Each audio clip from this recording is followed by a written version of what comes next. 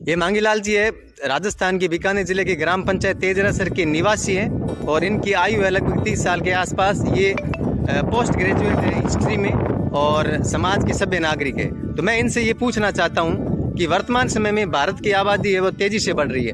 वर्तमान रिकॉर्ड के हिसाब से देखें तो 140 करोड़ तो आधार कार्ड बने हुए हैं। प्रत्येक घर में देखें तो 10 में से 3 सदस्यों का आधार कार्ड वो नहीं बना है। इसके हिसाब से पूरे भारत का हम अगर एक सामान्य तौर पे सर्वे करें तो लगभग 30-40 करोड़ लोगों का अभी भी आधार कार्ड नहीं बने। उसमें बच्चे, बूढ़े, गरीब, अनाथ, अशिक्षित लोग आते हैं। तो मांगीलाल जी, आप बताएंगे कि भारत के डेवलपमेंट में सबसे बड़ी बाधा है वो जनसंख्या वृद्धि है।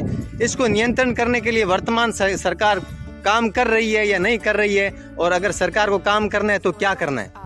सरकार जैसे कि जनसंख्या नियंत्रण को देखते हुए बहुत बड़े बड़े कदम उठा रही है और जनसंख्या नियंत्रण से पहले सबसे ज्यादा शिक्षा है। तो शिक्षा तो सरकार हर क्षेत्र में देती है।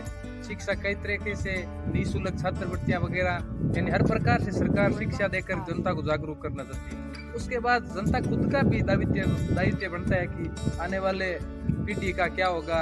जैसे कि नहीं, सरकार ऐसा क्या कदम उठाए, ऐसी क्या योजना? जैसे चाइना में आज से 1980 के आसपास चाइना ने एक पॉलिसी निकाली थी कि 2 बच्चे से अधिक बच्चे नहीं पैदा होंगे। अगर कोई 2 बच्चे से अधिक बच्चे पैदा करता है तो उसको सरकारी सुविधाएं नहीं मिलेगी, सरकारी नौकरी नहीं मिलेगी, सरकारी आरक्षण नहीं मिलेगा और सरकारी योजनाओं का लाभ नहीं मिलेगा। उसका मतलब फायदा ये हुआ कि वर्तमान में चाइना की आबादी है वो तेजी से घट रही है और वृद्धि दर बिल्कुल कम हो गई है और चाइना संसार के विकसित देशों में शामिल हो गए, क्योंकि जनसंख्या वृद्धि रुक गई है और संसाधनों का विकास तेजी से हो रहा है। तो जनसंख्या वृद्धि कम होती है तो लोगों का जीवन स्तर सुदृढ़ होता है, मजबूत होता है। तो वर्तमान में भारत सरकार को क्या करना चाहिए? वर्तमान में भारत सरकार को मेरे हिसाब से इतना कठोर कानून बना देना चाहिए कि जो नरेगा में लेबर रखती है ना, उसके भी सरकार के जैसे आप 2 से अधिक बच्चे होने पर आप गवर्नमेंट जॉब में सरकार नहीं लगाती है, वो तो रूल है। उसके बाद ये रूल बनना चाहिए कि 2022 के बाद